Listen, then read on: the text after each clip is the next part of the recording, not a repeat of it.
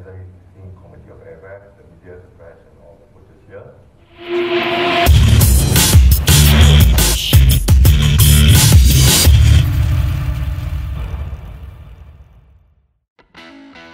Pelatih Timnas Indonesia U23 Sinteyong menganggap laga di Piala AFF U23 seperti halnya laga persahabatan. Jadi dalam sudut pandang saya, turnamen ini tidak lebih dari turnamen persahabatan, ucap Sinteyong dikutip dari soha.vn. Sinteyong mengungkapkan bahwa ia tidak memanggil seluruh pemain yang ideal sesuai dengan keinginannya. Hal itu lantaran Liga 1 telah berjalan, ditambah kompetisi Piala AFF U23 tidak masuk kalender FIFA, sehingga klub tidak punya kewajiban melepas pemain. Secara keseluruhan, Sinteyong juga meyakini bahwa bukan hanya Indonesia yang terkendala soal pemanggilan pemain-pemain terbaik. Tim-tim lain yang berkompetisi di Piala AFF U23 juga mengalami kendala yang sama. Pelatih Timnas Malaysia U23 Elangowan Ella Farasan mengakui negaranya tertinggal dari Indonesia dalam hal pengembangan pemain muda jelang pertemuan kedua tim pada laga grup B Piala AFF U23 2023 di Rayong, Thailand.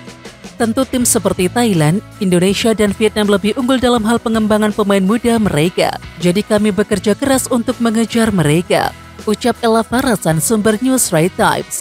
Ella Farasan mengatakan Malaysia juga mengalami masalah yang sama dengan Indonesia, yakni tidak bisa mengumpulkan skuad terbaik karena liga domestik masih berjalan. Malaysia punya masalah yang sama. Kami tidak bisa memanggil sejumlah pemain karena liga masih berjalan. Tapi target utama kami adalah kualifikasi Piala Asia U23 bulan depan, di mana kami berharap bisa meraih hasil bagus. Kami akan mencoba sejumlah pemain di ajang ini, ujar Ella Farasan. Media Malaysia Berita Harian menilai ada dua pemain yang harusnya mendapatkan perhatian penuh dari Timnas Malaysia. Ramadan tampil sebagai top skor SEA Games 2023 dengan torehan 5 gol. Sedangkan Irfan juga membukukan 2 gol untuk Indonesia di kompetisi yang sama, kata Berita Harian. Tidak hanya di turnamen ASEAN tersebut, Sananta dan Jauhari juga merupakan dua pemain yang cukup berbahaya saat berada di Persis Solo. Sananta sejauh ini sudah mencetak 4 gol dari 7 pertandingan di Liga 1 2023-2024. Sementara itu, kondisi Jauhari sebenarnya sendiri berbeda. Dia memang belum mencetak gol pada Liga 1 musim ini. Namun Jauhari mendapatkan menit bermain yang cukup dan juga tampil dalam 5 pertandingan bersama tim Laskar Sambernyowo. Manajer Timnas U23 Indonesia Indri Irawan menyebutkan alasan AFC tetap menghukum Titan Agung dan juga Komang Teguh dan tidak bisa tampil di Piala AFF U23 2023. Ternyata AFC memahami bila ajang Piala AFF U23 2023 ini juga termasuk kategori friendly match FIFA karena tidak diorganisasi oleh AFC. Karena berdasarkan AFC Disciplinary Code, ada perbedaan antara friendly international match dan international tournament. Dibalas AFC melalui surat pada tanggal 15 Agustus isinya bahwa AFF termasuk kategori friendly match karena tidak diorganisasi oleh AFC. Di mana saat surat ini diterima, posisi tim sudah berada di Thailand. Tambahnya, dengan begitu Timnas U23 Indonesia saat ini berkekuatan dengan 21 pemain setelah dicoretnya Komang Teguh dan juga Titan Agung.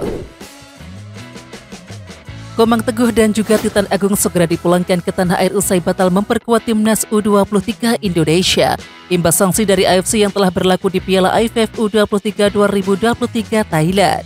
Akan dipulangkan rencananya, kata Nova Arianto.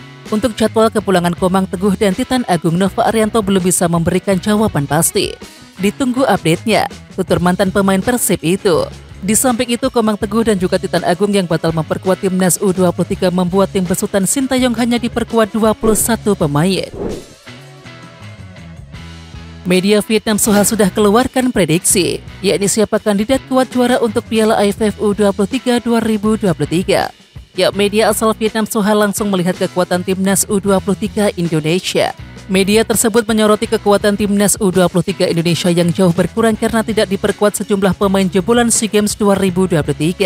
Kondisi tersebut tak jauh berbeda dengan tuan rumah Thailand dan juga Vietnam yang menurunkan skuad jauh berbeda di Piala AFF U23 2023. Tentu hal ini disebabkan karena negara-negara ASEAN saat ini sudah menggelar liga domestik, sehingga sulit untuk memanggil pemain terbaik pada ajang Piala AFF U23 2023. Meski sama-sama mengalami masalah pada turnamen ini, ketiga negara tersebut tetap diperhitungkan. Tim besutan Sinteyong itu masih lebih unggul ketimbang lawannya, tulis laporan soha.vn. Bersama dengan Vietnam U23 dan tuan rumah Thailand, Indonesia juga dianggap sebagai kandidat juara. Lanjut laporan Soha.tn.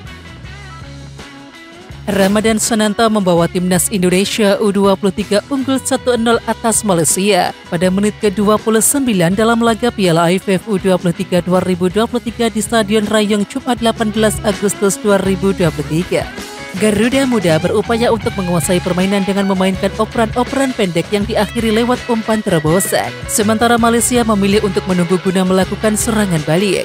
Timnas Indonesia U23 memecah kebuntuan dengan unggul pada menit ke-29.